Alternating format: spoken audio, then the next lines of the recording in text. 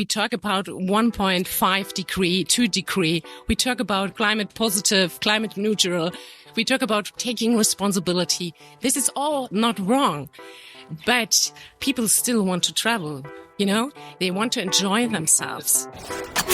Welcome to Travel Matters, the official podcast of TBEX. Here are your hosts, the radio vagabond Palabo and TBEX CEO Rick Calvert. Welcome to Travel Matters, and it's day one when we're recording this, and it's coming to the end of the afternoon, and the networking is the room is getting more and more empty, Rick. Yeah, it's the end of the day. The appointments are over. We're here in Kalamata, Greece, in the Peloponnese region for TBEX Europe 2023. And our guest is Catharina Fischer. Hello. It's a pleasure to see you again. You too. It's been a long time. It's been a while, actually. Yeah. So 2012, we figured out some minutes ago was my first TBEX. And in Girona, Spain. In Girona, Spain. And then 2013 in Toronto. Yes. And now we have 2023. Now, back then, Catharina, you were working with GNTB, yes? And exactly. You were doing social media for them. Exactly. I was head of social media, and I was responsible for the social media strategy worldwide for the different markets. For the German National Tourist Board, if you don't understand, GNTB. Exactly. And I was, at TBEX in order to build up a blogger network, for the different markets, to build up corporations, a kind of strategy when it comes to travel blogging, because I always thought that it's an important part of social media. I thought from the beginning, don't put it in the public relations department, please. Right. Please leave it with the social media department. And we need a strategy for that. We have to find out who are the people we have to work with content-wise, regarding the different target groups, regarding the different topics, we promote as Germany abroad. And so it was really helpful for me back then. And I think since then we have done a lot, or the GNTB has done a lot. It was very innovative then, in those days. Yes, it was, I'm trying to remember the name. It's on the tip of my tongue of the German blogger group. I'm sure you work with them. Yes. What's the name? The Reiseblogger. The Reiseblogger. That's the one. Yeah. Exactly. Yeah. Which was a pretty well-organized group of German travel bloggers. Of course it's well-organized. It's German. That's the point. Yeah. So you worked with them at GNTB. Yes. Yeah. But, keep in mind that they had mainly also German-speaking followers, visitors. So that was not our main target group. Right. But when we did some kind of campaigns with the states in Germany, we worked with them. But our main focus was international. Inbound international travel. Yes. But travel, when you go to ITB, for anybody who hasn't been there yet, it's a massive event. Huge. Travel just within Germany is huge. It's huge. Your internal tourism is... It's the number one country for the Germans. It's Germany. Yeah. It's incredible how many brands you see there, not just the DMOs. So there's a lot of DMOs there in Germany that are tour operators and attractions and things that are focused to the German market. Definitely. Yeah. So for the states, though the German states and cities and regions, Germany is one of the biggest markets, Yeah. Some states even don't do any international marketing, because they get so much tourism from locally. So they don't have to. Yeah. So so keep that in mind when you look at Germany, But of course, especially as a creator, if you're pitching one of those, maybe they don't care about you because they only need German tourists. Exactly. That's a good point. That's a very important point.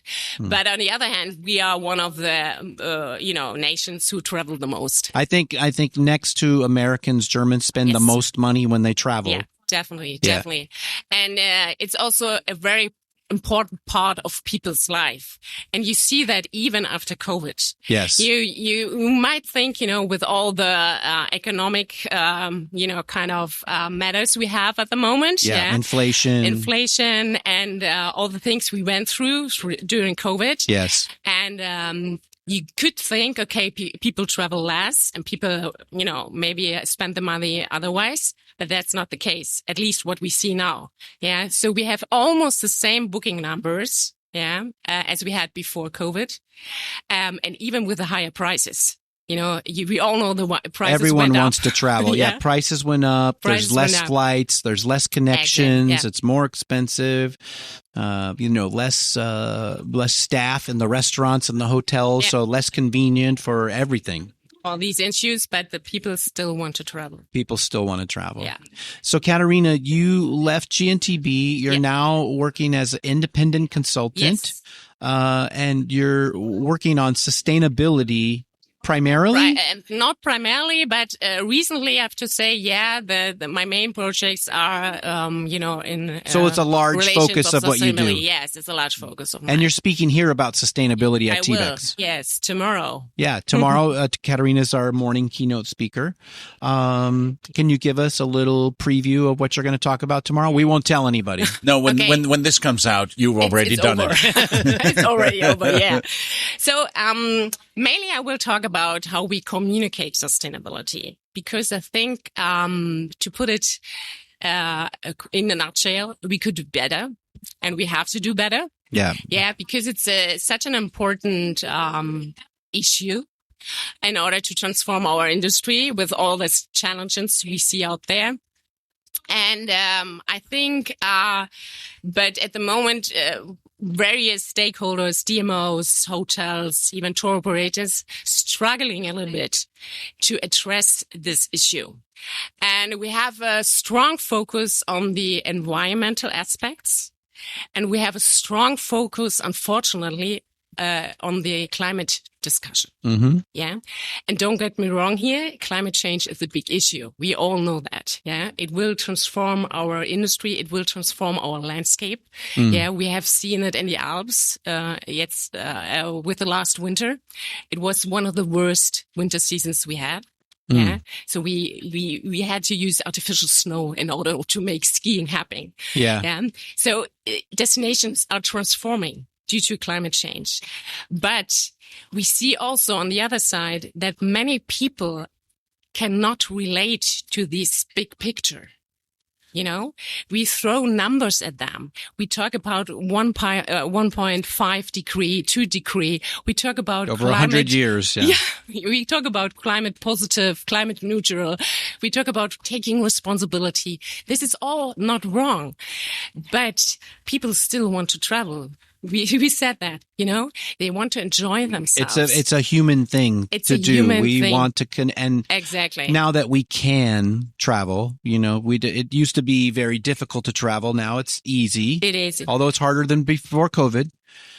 It's easy, and we all want to go and meet people from other places. Exactly. We want to experience other cultures. We want to try other food and see the history, right, for ourselves. Yeah, exactly. And so we should try to incorporate other points of sustainability into our communication. Yeah. And we should really understand how people see this kind of topic, what kind of perspectives they have, what kind of understanding they have. Yeah. So we have a really kind of, overboard information kind of strategy here. Yeah. And we have this, focus on this environmental part, but we have social aspects, economic aspects, and we can do much better when it comes to these aspects in a way that we making story out of it. We were talking about this tomato you told me, just some seconds ago. Yeah. Yeah. The tomato that you can only get from this one farm in Greece at one restaurant here. This is a great story, and you can make a sustainable story out of it. Yeah, because it's a product who is grown here. Locally. It's not shipped around the world. No, exactly. Yeah. With that, no CO2 emissions, or lesser CO2 emissions. Yes. It's handmade. Yeah. It's organic in a way. You know, you leave money here. These are all aspects of sustainability. Try to put that in a story. This is what people are interested in. This is what people can relate to.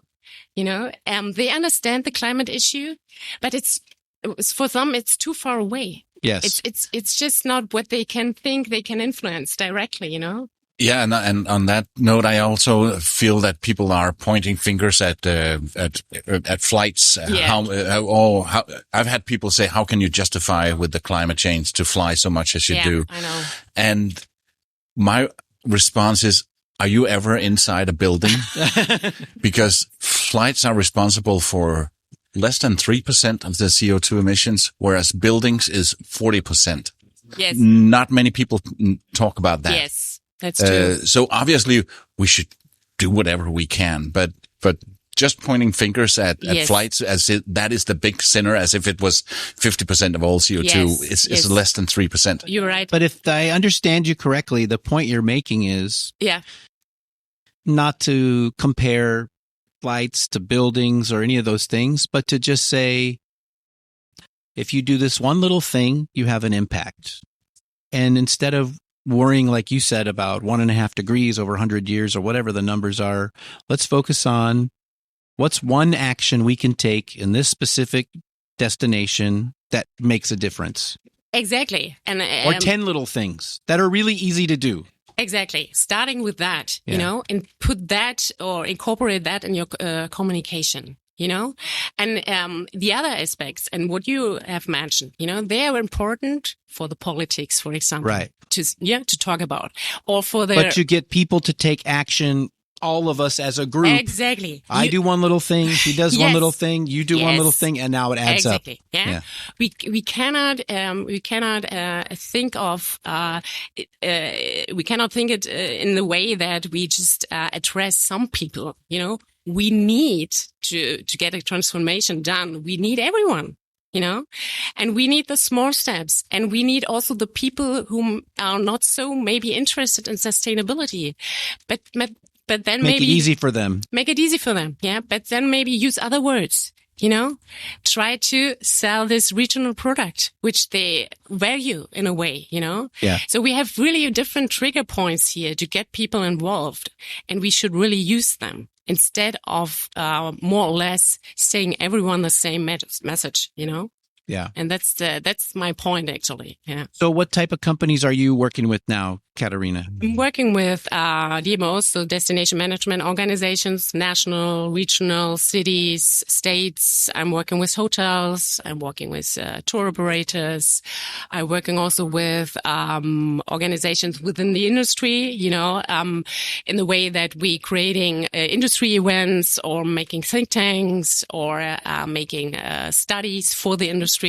So we put our knowledge in, and they put their knowledge in, and we come up with some conclusions for the industry. So this is what I mainly, these are the And you stakeholders. said you also help DMOs with rebranding. Yes. And repositioning. Exactly. We do that. Yeah. So because, when you look back where DMO is coming from, and I don't mean that in any negative way, but their main task was just heads on beds. Yeah, That's what we say in the business, right? Yes, yeah. It has not to be very strategic. Yes. And don't get me wrong here. Yeah, I don't mean in any negative way. But with the internet, with the development of travel possibilities, with the development and chances for people to get information about traveling, booking possibilities, all these kind of things. Yeah, the whole kind of travel world has changed in that way that you have to have a strategic approach in destination marketing. And that means you have to have a brand. And I don't mean just nice country and nice pictures and beautiful landscapes. I mean really a brand where you have values you stand for. You have a vision. You have, with that kind of structure of people you are working with, and exactly in a way also how to develop the destination, not only tourism wise, also, with regards to the population. how the destination thinks about itself. Exactly. Not just about how it sells itself to people that wants to come there. Exactly. Yeah. And that's maybe it seems like not such a big change for someone who's not into this business, but it's actually a huge change. Yeah. And this is the change we see also in the naming, or in the framing of DMOs. It's not the destination marketing organization. We talk about destination management organization. Yeah. Yeah. And management means to understand the place, to understand the people, to understand the business, what works. Also, when the tourists are not coming, what we had with COVID. Yeah. And the destinations or organizations who already had a strategy with that, they have done much better during COVID than the ones without. And you already gave the talk when people are listening to this. So may I just be the first to say, great talk. Thanks. Well, Thank you. Catharina, we really, really appreciate you coming on the podcast and coming to TBEX to speak. Thank you for invitation. I'll say one thing we've been asking people today. What's your favorite thing about TBEX? The people. The people. Because I say that all the time, and maybe it sounds a little bit cheesy, but also with sustainability, also with each strategy, if you do not have the people on board, you have nothing. Yeah. And we always have to keep that in mind. Tourism is a people's business. And if we want to achieve whatever it is, if we want to have a transformation or whatever it is, we need the people. And that's why it's so important to get in contact, to exchange knowledge, to use such conferences, to do so. Yeah. Well, again, Catharina, thank you so much for joining us. Thank you for speaking. Thank you for supporting TBEX. It's great to see you again. Yeah, you too.